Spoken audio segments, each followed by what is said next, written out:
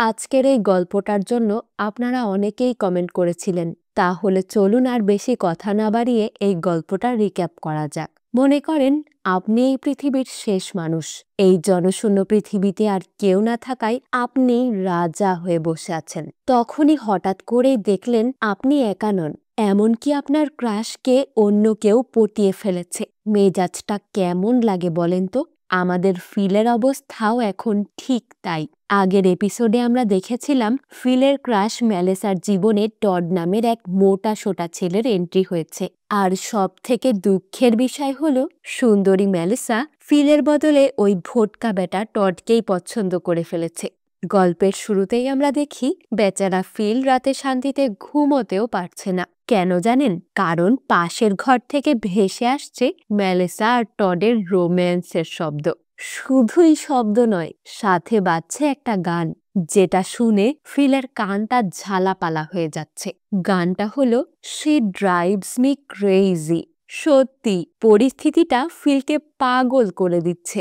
Feel বিছানায় এপাশ ওপাশ করছে, বালিশ কানে চাপা দিচ্ছে, কিন্তু কিছুতেই ওই শব্দটা আটকাতে পারছে না। মনের মধ্যে জেলাসি আর রাগে সে ফুঁসছে। পৃথিবীর একমাত্র সুন্দরী মেয়েটা যদি আপনার পাশের ঘরেই অন্য কারোর সাথে, উফ! ফিলের এই কষ্টটা কিন্তু আমরা সবাই বুঝতে পারছি, তাই না? পরদিন সকালে ফিলের মেজাজ একেবারেই খিটখিটে। ক্যারল এসে আবার তাকে খোঁচা মারে। ক্যারল বলে, ফিল, তোমার প্রাইভেট টয়লেটটা পরিষ্কার করো। ওটা থেকে যা গন্ধ বেরোচ্ছে না, বাড়িতে টেকা যাচ্ছে না একেবারে। ফিল তো রেগেই আগুন। সে উল্টে নালিশ করে যে মেলেসা আর টডের সারা রাত গানের আওয়াজে সে ঘুমোতে পারেনি। ক্যারল কিন্তু বেশ মজা পায় ব্যাপারটাতে। সে মুচকি হেসে বলে, ওহ, ওই গানটা? ওটা তো ওদের ভালোবাসার থিম সং। ফিলের কাটা ঘায়ে নুনের ছিটে আর কাকে বলে। ফিল ঠিক করে এর একটা বিহিত করতেই হবে। সে তো এই নতুন পৃথিবীর স্বঘোষিত প্রেসিডেন্ট। তাই সে একটা ইমার্জেন্সি মিটিং ডাকে। মিটিংয়ে ফিল, ক্যারল, মেলিসা আর টড সবাই উপস্থিত। ফিল খুব ভাব নিয়ে বলে, দেখো, আমাদের এই ছোট্ট কমিউনিটিতে কিছু নিয়ম মানা দরকার। আমি প্রস্তাব দিচ্ছি রাতে জোরে গান বাজানো বা অতিরিক্ত কাছাকাছি আসার প্র্যাকটিস করা নিষিদ্ধ করা হোক। মেলিসা আর টড তো বুঝতেই পারছে ফিল কেন এসব বলছে। তারা সোজা না করে দেয়। এমনকি ক্যারলও ফিলের বিপক্ষে ভোট দেয়, কারণ ক্যারল চায় ফিল তার সাথে এই প্রজেক্ট বা একটু রোম্যান্স করুক। তাই সে রোম্যান্স বন্ধ করার পক্ষে নয়। উল্টে ক্যারল প্রস্তাব দেয়, আমার মনে হয় ফিলের উচিত তার নোংরা টয়লেটটা এখনই পরিষ্কার করা। বেচারা ফিল, প্রেসিডেন্ট হয়েও তাকে এখন টয়লেট পরিষ্কার করতে হবে। সে একটা হলুদ হেজম্যাট স্যুট পরে টয়লেট পরিষ্কার করতে নামে, কিন্তু ফিলের কপালটাই খারাপ। পরিষ্কার করতে গিয়ে সে পা পিছলে ওই নোংরা টয়লেটের মধ্যে ধপাস করে পড়ে যায়। ছি ছি!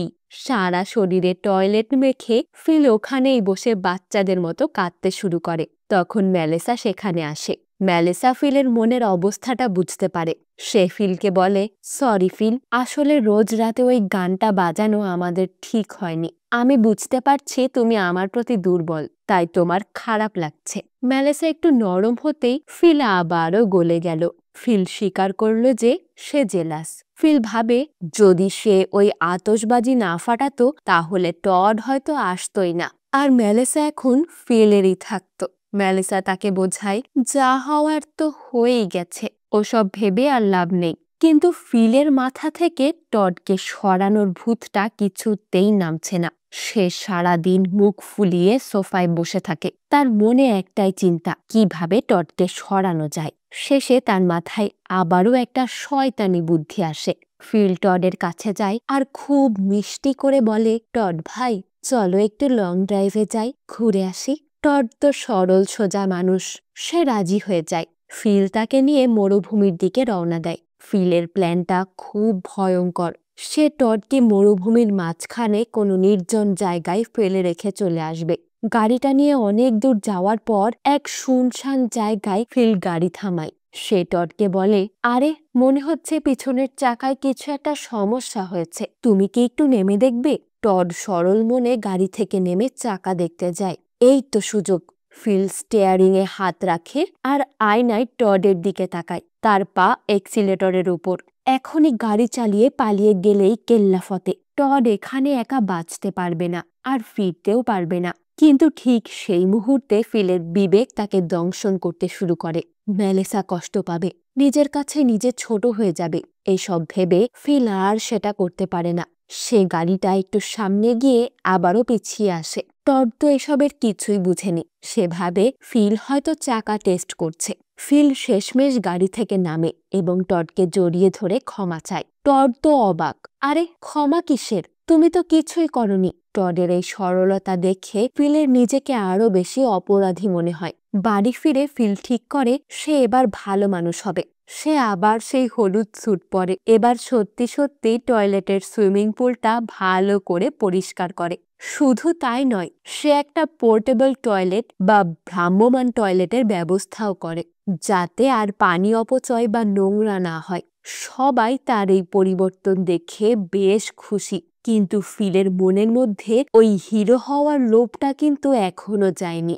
এরই মধ্যে একদিন একটা অদ্ভুত ঘটনা ঘটে। ফিল বাড়ির বাইরে পায়চারি করছিল।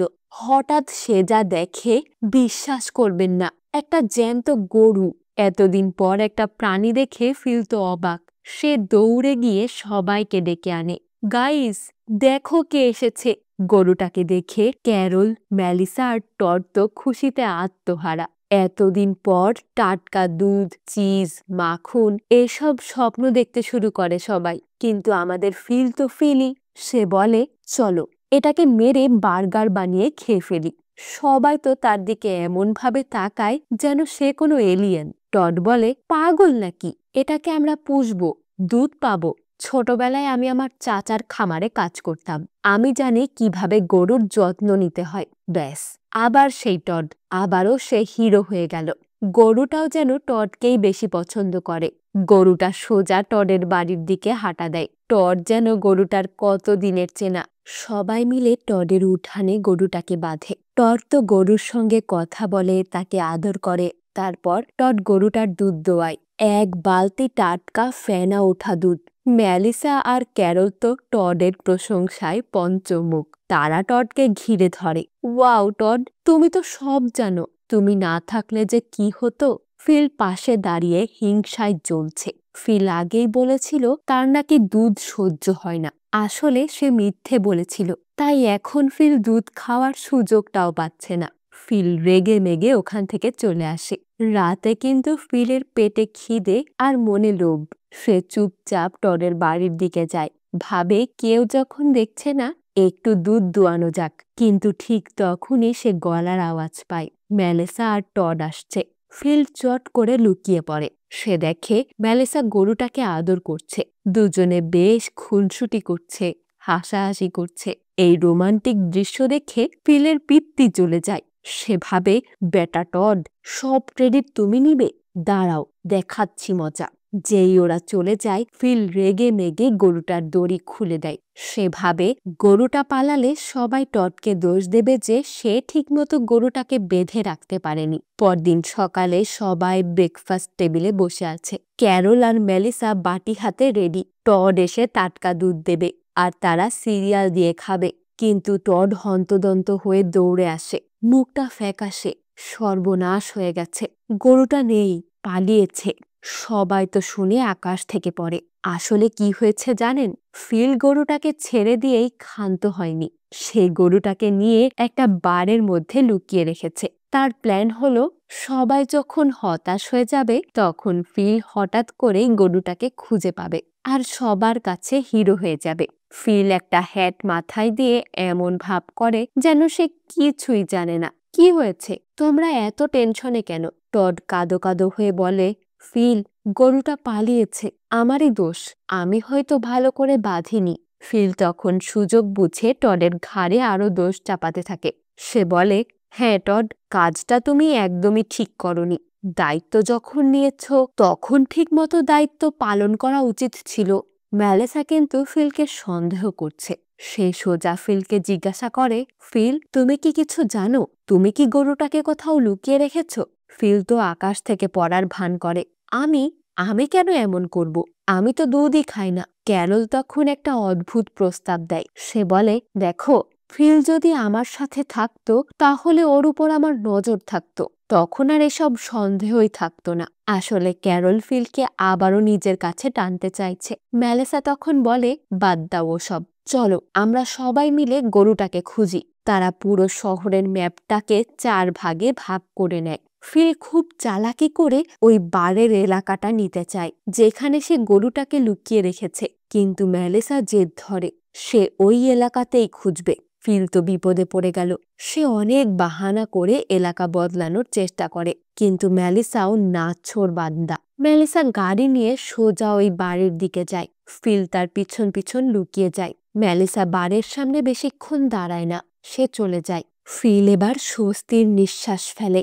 সে বাড়ির ভেতর ঢুকে গরুটাকে বের করে আনবে বলে, কিন্তু হায় কপাল, বাড়ির ভেতর ঢুকে ফিল দেখে বার ফাঁকা, গরু নেই। ফিলের চোখ তো ছানা বড়া। গেল কোথায় গরুটা? সে তো এখানেই বেঁধে রেখেছিল। ফিল পাগলের মতো এদিক ওদিক খুঁজতে থাকে, কিন্তু গরুর টিকিটাও নেই। হতাশ হয়ে ফিল রাস্তায় গাড়ি নিয়ে ঘুরছে। এমন সময় সে দেখে রাস্তার এপাশ দিয়ে টড হেঁটে আসছে, আর তার হাতে ধরা সেই গরুর দড়ি। মানে টডই গরুটাকে খুঁজে পেয়েছে। ফিলের প্ল্যান তো পুরোই ভেস্তে গেল।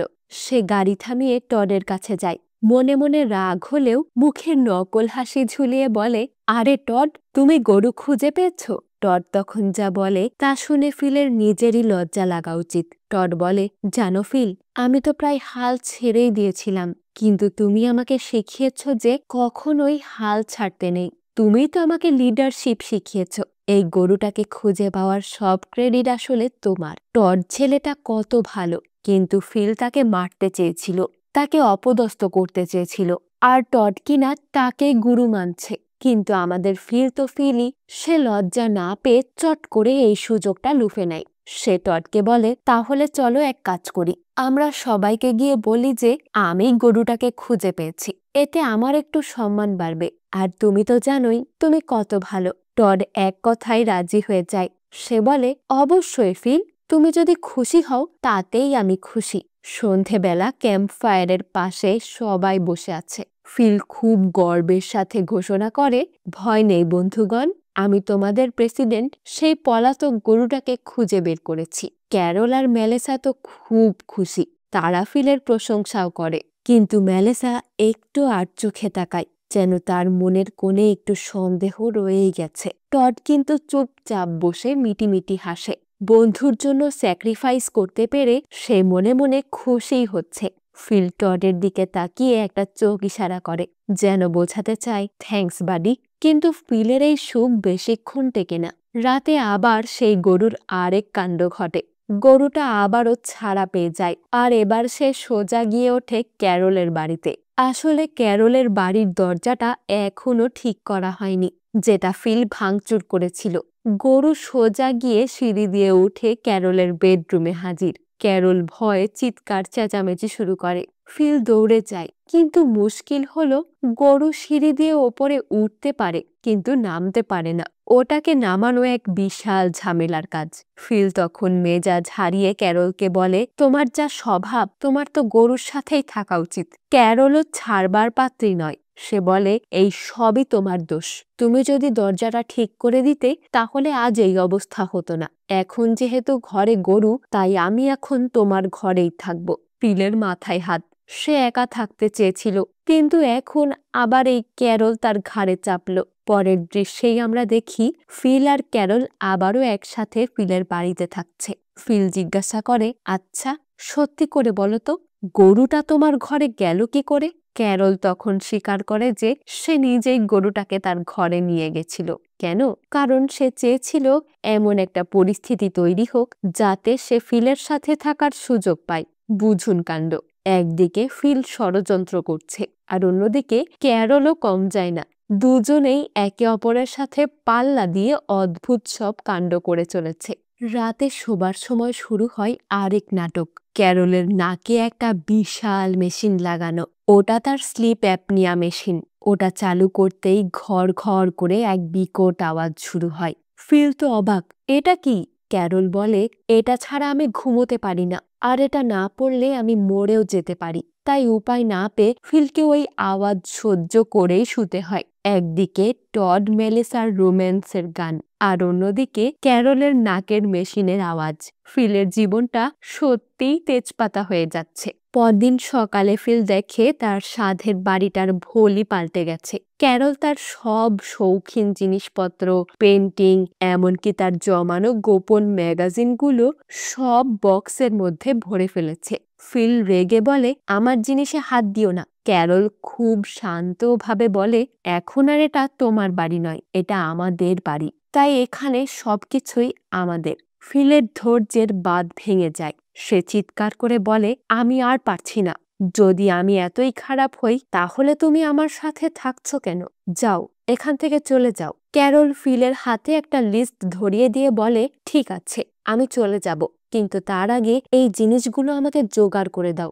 ফিল রাগে গজগজ করতে করতে লিস্টের জিনিসগুলো আনতে যায়। সে এতই রেগে আছে যে সব জিনিস জোগাড় করে এনে সেগুলো আগুন ধরিয়ে দেয়। আগুনের লেলিহান শিখার দিকে তাকিয়ে সে আকাশের দিকে মুখ করে সৃষ্টিকর্তাকে নালিশ করতে থাকে, কেন আমার সাথেই এমন হচ্ছে? প্রথমে আমি একা ছিলাম, তারপর ক্যারল এলো, তারপর মেলিসা এলো, কিন্তু তাকেও পেলাম না। শেষে ওই টড এসে সব নিয়ে গেল। তুমি কি আমার সাথে মশকরা করছো? সে চিৎকার করে বলে, আমি আবার সব নতুন করে শুরু করতে চাই। আমি আবারও একা হতে চাই, অথবা নতুন কাউকে চাই। আর ঠিক সেই মুহূর্তে সৃষ্টিকর্তা যেন তার মুখের কথা শুনে ফেললেন। এভাবে যদি আমাদের দোয়াগুলোও কবুল হয়ে যেত। তো তখনই রাস্তার মোড় ঘুরে একটা গাড়ি এসে থামলো। গাড়ি থেকে নামলো দুজন নতুন মহিলা, গেইল আর এরিকা। তারা ফিলের সেই অ্যালাইভ ইন টাকসন সাইনবোর্ডটা দেখেই এখানে এসেছে। তারা ফিলকে দেখে জিজ্ঞাসা করে, এখানে কি আর কেউ বেঁচে আছে? এই সেই মুহূর্ত যেখানে ফিলের জীবন আবার পুরো ঘুরে যেতে পারে। ফিল কয়েক সেকেন্ড চুপ করে থাকে। তার মাথায় দ্রুত চিন্তা খেলা করে। সে যদি বলে এখানে ক্যারল, মেলিসা আর টড আছে, তাহলে সে আবারও সেই সাইড ক্যারেক্টার হয়ে যাবে। কিন্তু সে যদি বলে সে একা, তাহলে তাহলে সে আবারও হিরো। এই দুজন সুন্দরী মহিলা শুধু তাকেই পাবে। উফ, ফিলের মনে মনে তো লালা ঝরছে। লোভ সামলাতে না পেরে ফিল সেই পুরনো মিথ্যাটাই আবারও বলে বসে। সে বলে, না, আমি একাই বেঁচে আছি, আর কেউ নেই। গেইল এবং এরিকা ফিলকে জড়িয়ে ধরে। তারা খুব খুশি যে অন্তত একজন পুরুষ মানুষ খুঁজে পাওয়া গেছে। তারা ফিলকে তাদের গাড়িতে করে তাদের ডেরায় নিয়ে যায়, যেখানে গিয়ে তারা শ্যাম্পেন খুলে গল্প করে। জানা যায় গেইল এবং এরিকা এতদিন ধরে পৃথিবীতে ঘুরে বেড়াচ্ছিল আর বাকেট লিস্ট পূরণ করছিল। হোয়াইট হাউসে গিয়ে তারা একে অপরের সাথে দেখা করে। ফিল তাদের গল্প শুনে আর মনে মনে ভাবে, যাক বাবা, এবার বোধহয় কপালটা খুলল। কিন্তু সমস্যা হলো ফিলের হাতে এখনো বিয়ের রিংটা পরা আছে। এরিকা সেটা লক্ষ্য করে ফেলে। সে জিজ্ঞাসা করে, তুমি কি বিবাহিত? ফিল থতমত খেয়ে যায়। সে কি সত্যি বলবে? ফিল মনে মনে ভাবে, না না, মিথ্যে যখন বলা শুরুই করেছি তখন ওটাই চালিয়ে যাব। ফিল আংটিটা খোলার চেষ্টা করতে করতে বলে, ওহ, এটা এটা আসলে। সে একটা বাহানা দিয়ে ওখান থেকে উঠে পড়ে, বলে তার একটু কাজ আছে, সে পরে ডিনারে জয়েন করবে। আসলে সে বাড়িতে ফিরে ক্যারলকে শান্ত করতে চায়, যাতে সে ওইদিকের ঝামেলা মিটিয়ে এই নতুন অতিথিদের সাথে সময় কাটাতে পারে। ফিল বাড়ি ফেরে। ক্যারলের দেওয়া লিস্টের জিনিসগুলো যেগুলো সে পুড়িয়ে ফেলেছিল সেগুলোর মতো নতুন কিছু কিনে নিয়ে আসে। ক্যারল তো অবাক। সে ভাবেনি ফিল ফিরে আসবে। ফিল খুব রোমান্টিক হওয়ার ভান করে। সে ক্যারলকে বলে, চলো আজ রাতে আমরা ক্যাম্পিং করি, খোলা আকাশের নিচে, শুধু তুমি আর আমি। ক্যারল গলে যায়। সে রাজি হয়ে যায়। ফিলের প্ল্যান হলো ক্যারলকে ক্যাম্পিংয়ে পাঠিয়ে দিয়ে সে ওই নতুন দুই মহিলার সাথে ডিনারে যাবে। কতটা চালাক হলে মানুষ এমন কাজ করতে পারে ভাবুন। সে ক্যারলকে বিদায় দিয়ে সোজা বাড়ি চলে যায়। সেখানে গিয়ে আয়নার সামনে দাঁড়িয়ে নিজেকে তৈরি করে। নিজের ওই বলবন্ধুদের সাথে কথা বলে। ফিল নিজেকে বোঝায়, এটা সৃষ্টিকর্তার প্ল্যান। সৃষ্টিকর্তাই আমাকে নতুন সুযোগ করে দিয়েছেন। সে যে গুজে খুব ভাব নিয়ে ফিল গেইল আর এরিকার কাছে ফিরে যায়। ওদিকে ক্যারল মেলিসা আর টড একসাথেই ডিনার করছে। ক্যারল খুব খুশি। সে সবাইকে বলে যে ফিল তাকে সারপ্রাইজ দিতে ক্যাম্পিংয়ে গেছে, কিন্তু মেলিসা আর টড সেটা কিছুতেই বিশ্বাস করতে পারে না। তাদের মনে হয় ফিল নিশ্চয়ই কোনো মতলব বাড়ছে, বিশেষ করে মেলিসা। সে ফিলকে হাড়ে হাড়ে চেনে। ফিল গেইল আর এরিকার সাথে ডিনার করছে। তারা দুজনেই ফিলকে খুব খাতির যত্ন করছে। ফিলকে তারা জিজ্ঞাসা করে, আমাদের দেখে তোমার প্রথমে কি মনে হয়েছিল? ফিল একটু বেশি সত্যবাদী হয়ে বলে ফেলে, আমি ভাবলাম সৃষ্টিকর্তা আমাকে একজন বুড়ি আর একটা কচি কালো মেয়ে উপহার দিয়েছেন, কিন্তু যা আছে তাতেই আমি সন্তুষ্ট। গেইল আর এরিকা তো এটা শুনে ভীষণ রেগে যায়। পরিস্থিতি সামলাতে ফিল আবারও মিথ্যের আশ্রয় নেয়। সে তার সেই মৃত স্ত্রীর গল্প বলে। সে বলে তার স্ত্রী ক্যারল মারা গেছে, তাই সে আবোল তাবোল বকছে। ফিলের কান্না দেখে গেইল এবং এরিকারও মন গলে যায়। তারা ফিলকে সান্ত্বনা দিতে একটা অফার দেয়, চলো আমরা একটা হট স্প্রিং এ গোসল করতে যাই। হট স্প্রিং হলো প্রাকৃতিকভাবে গরম ঝর্ণা, যেখানকার পানি প্রাকৃতিকভাবেই গরম থাকে। এদিকে এই প্রস্তাবে ফিলের তো লটারি লেগে গেল। সে এক মুহূর্তও দেরি না করে রাজি হয়ে যায়। সে ভাবে এটাই তো সুযোগ। তারা তিনজনে বেরিয়ে পড়ে। মরুভূমির মাঝখানে ঘুটঘুটে অন্ধকার, আর তার মধ্যেই মুখোমুখি দুটো গাড়ি। একদিকে আমাদের ফিল এবং তার নতুন দুই বান্ধবী গেইল আর এরিকা, যারা ভাবছে ফিল একজন দুঃখী মানুষ।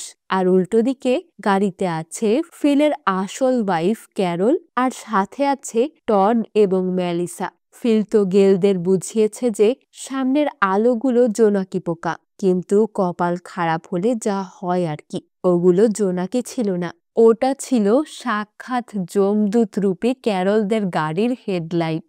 দুই গাড়ির মুখোমুখি সংঘর্ষ হলো না, তবে ভাগ্য ভালো গাড়ির স্পিড খুব বেশি ছিল না, তাই সবাই একটুর জন্য বেঁচে গেছে। ফিল ছাড়া বাকি সবাই গাড়ি থেকে নেমে পড়ে। এই জনমানবহীন পৃথিবীতে অন্য মানুষকে দেখতে পেয়ে সবাই খুশিতে আত্মহারা। Carol, Melissa, Todd, Gail, Erica সবাই একে অপরকে জড়িয়ে ধরে। নতুন মানুষ খুঁজে পাওয়ার আনন্দটাই আলাদা। গেইল আর এরিকা তো আনন্দে লাফাচ্ছে। তারা ভাবছে, যাক বাবা, পৃথিবীতে আমরা ছাড়াও আরো অনেক মানুষ আছে। গেইল খুব উৎসাহ নিয়ে বলে, দাঁড়াও, আমাদের সাথে একজন পুরুষও আছে, চলো তার সাথে তোমাদের পরিচয় করিয়ে দেই। এই বলে তারা গাড়ির দিকে ইশারা করলো।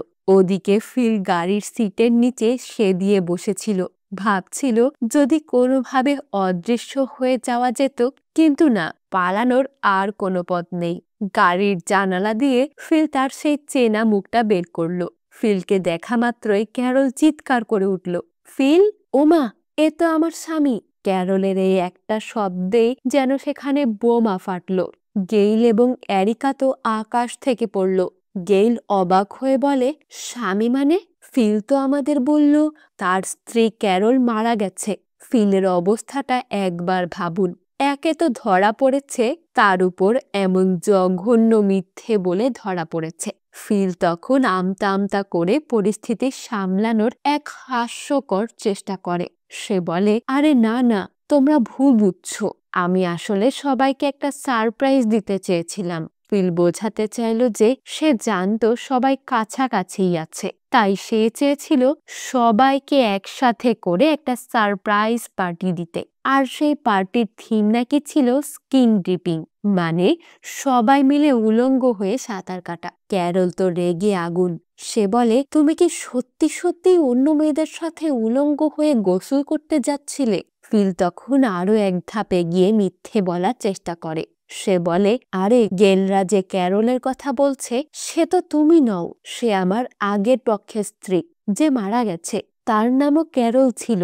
মানে ফিল বেঁচে থাকার জন্য কতটা নিচে নামতে পারে। কিন্তু ফিলের এই গাঁজাখড়ি গল্প আর কেউ বিশ্বাস করে না। ক্যারল সোজা বলে দেয়, তোমার ওই নোংরা মুখটা বন্ধ করো ফিল। এমনকি আমাদের শান্তশিষ্ট টড, যে ফিলকে দেবতার মতো ভক্তি করত, সেও আর সহ্য করতে পারল না। মেলিসা যখন টডকে জিজ্ঞাসা করে, এখন কি তোমার মনে হয় ফিল ভালো লোক? টড কোনো উত্তর না দিয়ে সোজা গিয়ে গাড়িতে বসে পড়ে। টডের এই নীরবতায় বুঝিয়ে দেয় যে ফিলের উপর থেকে তারও শেষ ভরসাটুকু উঠে গেছে। মেলিসা তখন গেইল এবং এরিকাকে বলে, তোমরা আমাদের সাথে চলো, ওই মিথ্যাবাদীর সাথে তোমাদের থাকার দরকার নেই। ব্যাস, সবাই গাড়ি নিয়ে চলে গেল, আর আমাদের হিরো ফিল একা রাস্তার মাঝখানে দাঁড়িয়ে রইল। মরুভূমির ধুলো উড়াতে উড়াতে গাড়িগুলো চোখের আড়াল হয়ে চলে গেল। ফিলকে সেই মাঝরাতেই একা ফেলে সবাই চলে গেল। তার কাছে না আছে গাড়ি, না আছে পানি, আর না আছে সম্মান। ফিলকে সেই পুরো রাস্তাটা হেঁটে হেঁটে শহরে ফিরতে হয়। সারা রাত হেঁটে যখন সে শহরে পৌঁছায় তখন সে ক্লান্ত, বিধ্বস্ত আর অপমানে জর্জরিত। ফিল যখন তার কমিউনিটি সেন্টারে ঢুকে সে দেখে সবাই গোল হয়ে বসে গল্প করছে। গেইল আর এরিকাও সেখানে আছে। তারা খুবই দ্রুত বাকিদের সাথে মিশে গেছে। টড এবং মেলিসার তাদের সাথে বেশ জমিয়ে আড্ডা চলছে। ফিল ঘরে ঢোকার সাথে সাথেই ঘরের তাপমাত্রা যেন এক ধাক্কায় নিচে নেমে গেল। সবাই চুপ, কেউ ফিলের দিকে তাকাচ্ছে না, কেউ কোনো কথাও বলছে না, একেবারে নিস্তব্ধতা। ফিল ভাবে একটু স্বাভাবিক হওয়ার ভান করা যাক। সে খুব ক্যাজুয়াল ওয়েতে জিজ্ঞাসা করে, কি খবর সবার? ক্যারলকে দেখেছ কেউ? কিন্তু কেউ তার কোনো উত্তর দেয় না। সবাই এমন ভান করে যেন ফিল সেখানে নেই, যেন সে একটা অদৃশ্য আত্মা। ফিল যখন বুঝলো তাকে পুরোপুরি ইগনোর করা হচ্ছে তখন সে রেগে গেল। সে বলে, তোমরা কি আমার সাথে কথা বলবে না? ঠিক আছে, সাইলেন্ট ট্রিটমেন্ট দিতে চাও? দাও, আমিও সাইলেন্ট থাকতে পারি। ফিল একে একে সবার সামনে গিয়ে দাঁড়ায়। টডের চোখের দিকে তাকায়, কেউ তাকে পাত্তা দেয়নি। নিজের মান সম্মান বাঁচাতে ফিল তখন একটা অদ্ভুত দাবি করে বসে। সে বলে, শোনো, গত রাতে যা হয়েছে সেটা আসলে একটা প্র্যাঙ্ক ছিল, আমি জাস্ট মজা করছিলাম। ফিল সেখান থেকে বেরিয়ে যেতেই বাধ্য হলো। যাওয়ার সময়ও বিড়বিড় করতে করতে গেল, সত্যি বলছি ওটা প্র্যাঙ্ক ছিল। ফিল সোজা গেল ক্যারলের কাছে, মানে তাদের বাড়িতে। সে গিয়ে দেখে ক্যারল তার জিনিসপত্র গোছাচ্ছে। ফিল কথা বলতে চায়, কিন্তু ক্যারল তাকে এমন এক কথা শোনালো যা ফিলের হাড় কাঁপিয়ে দিল। ক্যারল বলে, তুমি তো সবার কাছে বলছো আমি মরে গেছি, তাই আমি এখন ভূত, আর ভূতেরা মানুষের সাথে কথা বলে না। ক্যারলের এই খোঁচাটা ছিল মারাত্মক। ক্যারল আরো বলে, আমি বিশ্বাস করেছিলাম তুমি ক্যাম্পিং এ গেছো, আর তুমি কিনা অন্য মেয়েদের নিয়ে ফুর্তি করতে গেছিলে। ফিল আবারও বোঝানোর চেষ্টা করে যে ওটা মজা ছিল, কিন্তু ক্যারল তাকে ঘাড় ধাক্কা দিয়ে বাড়ি থেকে বের করে দেয়। ফিলের এখন আর যাওয়ার কোনো জায়গা নেই। নিজের বাড়ি থেকেও সে বিতাড়িত, বন্ধুদের কাছে এক ঘরে। তাই সে আবারও সেই পুরনো আস্তানায় যায়, মানে সে বারে গিয়ে আশ্রয় নেয়। বারের সেই বলবন্ধুরাই এখন তার একমাত্র বন্ধু। পরদিন সকালে গেইল এবং এরিকা ক্যারলের কাছে আসে। তারা একটা কেক নিয়ে এসেছে ক্ষমা চাওয়ার জন্য। ক্যারল তো এখনো বেজায় রেগে আছে। সে কেকটা দেখে একটা বাঁকা হাসি দিয়ে বলে, তোমরা আমার স্বামীর সাথে শুতে চেয়েছিলে, আর এখন এই কেক দিয়ে সেটা মিটমাট করতে এসেছ। ক্যারলের এই সোজা সাপটা কথায় গেইলরা একটু লজ্জায় পড়ে যায়। গেইল বলে, দেখো ক্যারল, আমরা সত্যিই জানতাম না, তোমার রাগ করাটাই স্বাভাবিক, কিন্তু আমরা চাই আমরা সবাই মিলে মিলেমিশে থাকি। তারা কেকটা রেখে ভদ্রভাবে চলে যায়। ক্যারলও বুঝতে পারে যে দোষটা আসলে এদের নয়, দোষটা সম্পূর্ণ ফিলের। ওদিকে টড আর মেলিসা ভাবছে ক্যারলের মনটা একটু ভালো করা দরকার, তাই তারা ক্যারলের কাছে আসে। ক্যারল তখন সোফায় বসে গুম হয়ে আছে। টড আর মেলিসা তাকে শান্ত করতে গিয়ে একটু বেশি দূরত্ব বজায় রেখে বসে। ক্যারল বলে, আরে তোমরা এত দূরে কেন বসেছ? কাছে এসো, তোমরা তোমাদের ভালোবাসা প্রকাশ করো, তোমরা আমার সামনেই করো, আমার ভালো লাগবে। ক্যারল আসলে বোঝাতে চাইল যে সে তাদের ভালোবাসায় হিংসে করছে না, কিন্তু মেলিসার জন্য ব্যাপারটা খুবই অস্বস্তিকর ছিল। ক্যারল জোর করতে লাগে, কিস করো, তোমরা কিস করো, আমি দেখি। মেলিসা আর টড বেচারি ক্যারলকে খুশি করতে গিয়ে খুবই অদ্ভুতভাবে একে অপরকে কিস করে। ক্যারল বলে, তোমাদের এই ভালোবাসা দেখেই আমি শান্তি পাচ্ছি। কিন্তু আসলে ক্যারল ভিতরে ভিতরে ভেঙে পড়ছে। সে চাইছে একা থাকতে, কিন্তু টড আর মেলিসা কিছুতেই তাকে একা ছাড়ছে না। আর আমাদের ফিল, সে বারে একা একা পড়ছে, তার বন্ধুদের কথা মনে পড়ছে। বাড়ির নরম বিছানার কথা মনে পড়ছে। সে বুঝতে পারছে সে কত বড় ভুল করেছে, কিন্তু তার ইগো তাকে সরাসরি ক্ষমা চাইতে দিচ্ছে না। তাই সে আবারও এক জঘন্য ফোন দিয়ে আটল। মাঝরাতে সে চুপি চুপি ক্যারলের দরজায় টোকা দেয়। ক্যারল দরজা খুলতেই ফিল বলে, হ্যালো, আমি ফিলের যমজ ভাই মাইক। কি একটা অবস্থা! ফিল ভেবেছে সে তার গোঁফ কামিয়ে আর একটু অন্যভাবে কথা বলেই ক্যারলকে বোকা বানাবে। ক্যারল ফিলের মুখের ওপর দরাম করে দরজাটা বন্ধ করে দিল। ফিলের এই শিশুসুলভ আচরণে প্রমাণ করে দেয় যে সে কতটা মরিয়া হয়ে উঠেছে। পরদিন সকালে কমিউনিটির সবাই একসাথে ব্যায়াম করছে। তারা সবাই ফিলের এই পাগলামি নিয়ে আলোচনা করছে। টড বলে, কাল রাতে ফিল যা করলো বিশ্বাসই করা যায় না। মেলিসা বলে, লোকটা আস্ত পাগল আর মিথ্যেবাদী। আর এসব কথা শুনছে কে জানেন? স্বয়ং ফিল। সে একটা ঝোপঝাড়ের মতো পোশাক পরে কিছুটা দূরে ঘাসের উপর শুয়েছিল। সে ভাবছিল কেউ তাকে দেখতে পাবে না, কিন্তু সে সবার কটু কথা শুনে ফেলল। সবাই তাকে ঘৃণা করছে, তাকে মিথ্যেবাদী বলছে। এটা শুনে ফিলের মনটা ভেঙে যায়। এরপর ফিল চুপচাপ সেখান থেকে উঠে চলে যায়। বাড়ি ফিরে ফিল অনেক চিন্তা করে। সে নিজেকে প্রশ্ন করে কেন সবাই তাকে মিথ্যেবাদী বলছে। তারপর সে নিজের কাজগুলোর দিকে তাকায়। টডকে মরুভূমিতে ফেলে আসা, ক্যারলকে মিথ্যে বলা, গেল এবং এরিকাকে মিথ্যে বলা, সব মিলিয়ে সে দেখল, হ্যাঁ, সে সত্যিই একটা জঘন্য মানুষ হয়ে গেছে। এই অপরাধ বোধটা ফিলের খুবই দরকার ছিল। সেদিন সন্ধ্যায় সবাই মিলে আগুন জ্বালিয়ে আড্ডা দিচ্ছিল। ফিল সেখানে উপস্থিত হয়। প্রথমে সবাই তাকে দেখেও না দেখার ভান করে, কিন্তু ফিল আজ আর কোনো বাহানা করতে আসেনি। সে সরাসরি আগুনের সামনে গিয়ে দাঁড়ায়। ফিল বলে, শোনো সবাই, আমি জানি তোমরা আমাকে ঘৃণা করো, আর সেটা ঠিকই করো। ফিল আজ তার সব অপরাধ স্বীকার করতে শুরু করে। সে বলে, ওই স্কিনি ড্রিপিং ব্যাপারটা কোনো প্র্যাঙ্ক ছিল না। আমি সত্যিই ওটা করতে চেয়েছিলাম। আমি মেলিসার সাথে শুতে চেয়েছিলাম, শুধুই মানব জাতিকে রক্ষা করার জন্য নয়, আমার নিজের কামনার জন্য। ফিল আরো বলে, ক্যারলকে বিয়ে করাটাও আমার নাটক ছিল।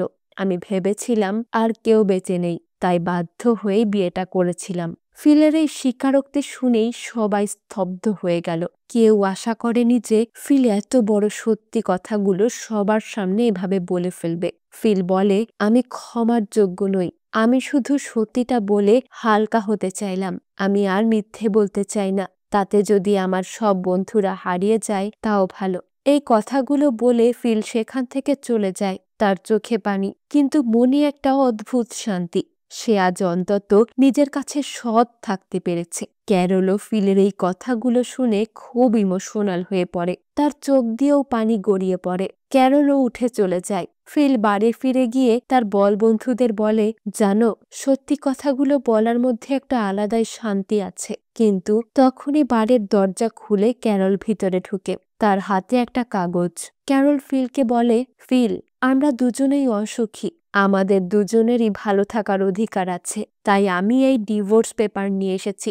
ফিল ক্যারলের দিকে তাকিয়ে বুঝতে পারে ক্যারল ঠিকই বলছে। তাদের এই মিথ্যে সম্পর্কটা টেনে নিয়ে যাওয়ার কোনো মানেই হয় না। ফিল জিজ্ঞাসা করে, তুমি কি শিওর? ক্যারল মাথা নাড়ে। ফিল তখন কলম নিয়ে সেই ডিভোর্স পেপারে সাইন করে দেয়। ক্যারল বলে, আমরা তো বন্ধু হয়ে থাকতেই পারি। তারা হ্যান্ডশেক করার জন্য হাত বাড়ায়, কিন্তু সেই হ্যান্ডশেকটা এক অদ্ভুত মোড় নিয়ে নেয়। হাত ধরা থেকে তারা একে অপরের দিকে এগিয়ে এলো এবং হঠাৎ করেই একে অপরকে কিস করা শুরু করলো। এটা কোনো সাধারণ কিস ছিল না, এটা ছিল বিদায়ের কিস।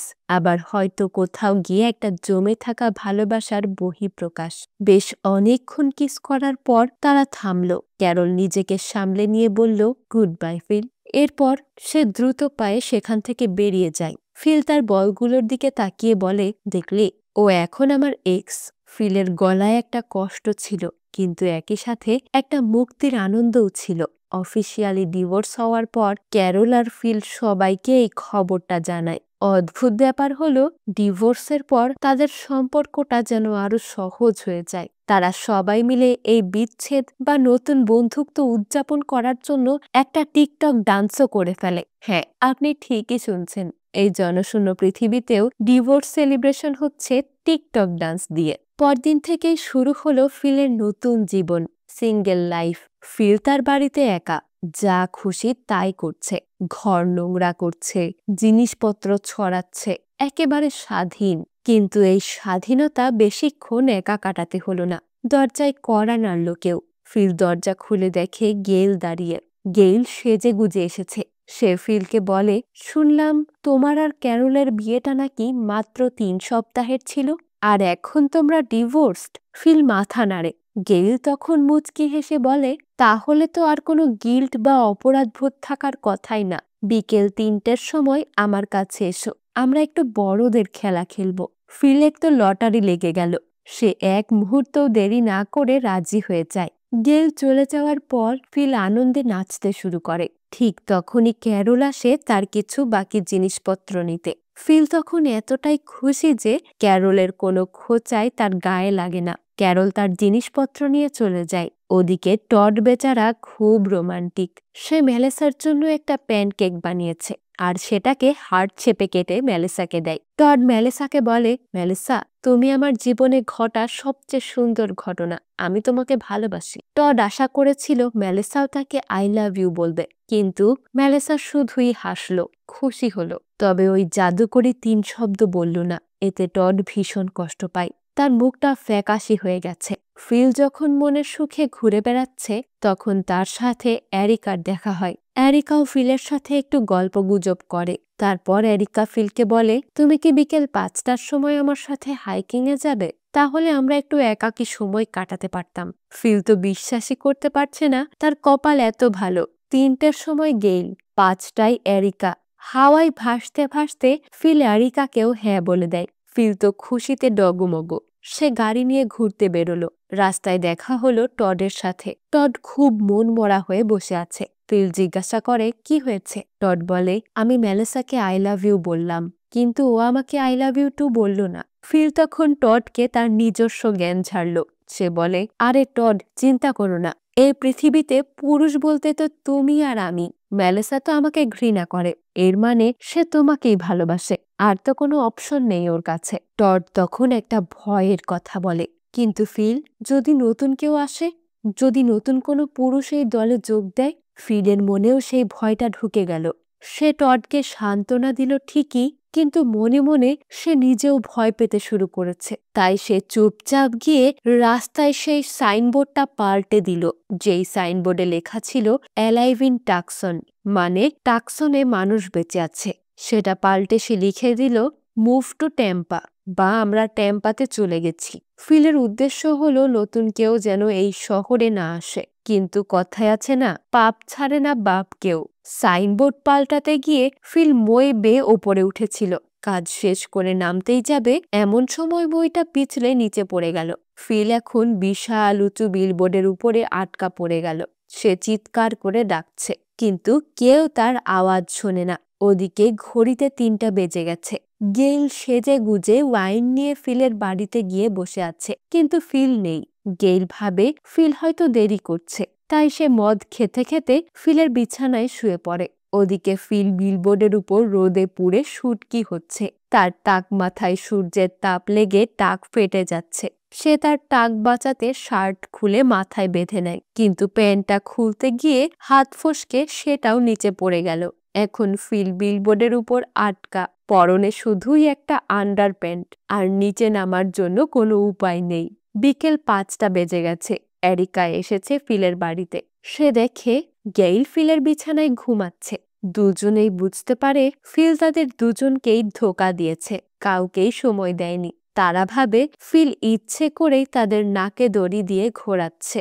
এরই মধ্যে ক্যারলও ফিলের বাড়িতে আসলো তার আরো কিছু প্রয়োজনীয় জিনিস নিতে, আর তারা 3জনে মিলে ফিলের গুষ্টির তুষ্টি করতে শুরু করলো। তারা ভাবে ফিল তাদের উচ্ছিষ্ট মনে করে। ঠিক যখন ফিল আশা ছেড়ে দেয় আর মনে মনে ভাবে যে এই বিলবোর্ডই হবে তার সমাধি, তখনই ধুলো উড়িয়ে একটা গাড়ি আসার শব্দ শোনা যায়। ফিল তার ঝাপসা চোখে এক আশার আলো দেখছে।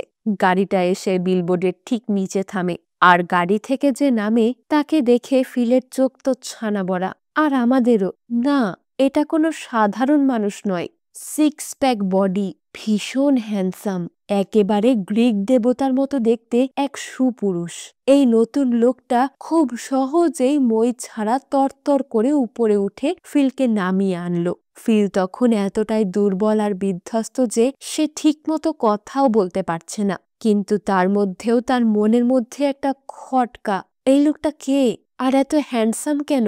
নতুন লোকটা ফিলকে চ্যাংতলা করে নিয়ে গাড়িতে উঠায়। ফিল তাকে জিজ্ঞাসা করে, তুমি কে ভাই? লোকটা উত্তর দেয়, আমি ফিল, ফিল মিলার। এটা শুনে ফিলের মাথায় যেন বাজ পড়ল। আরে, এও ফিল, তাহলে আমি কে? এখানেই শেষ হয় এই সিরিজের দ্বিতীয় পর্বের গল্প। গল্পটা কেমন লাগলো জানাবেন কিন্তু। যারা এখনো প্রথম পর্ব মিস করে গেছেন তারা দ্রুত ডেসক্রিপশনের লিঙ্কে ক্লিক করে দেখে নিন। ফিরে আসবো অন্য কোনো মুভির গল্প নিয়ে। ততক্ষণ পর্যন্ত মিস রিক্যাপের সাথেই থাকুন।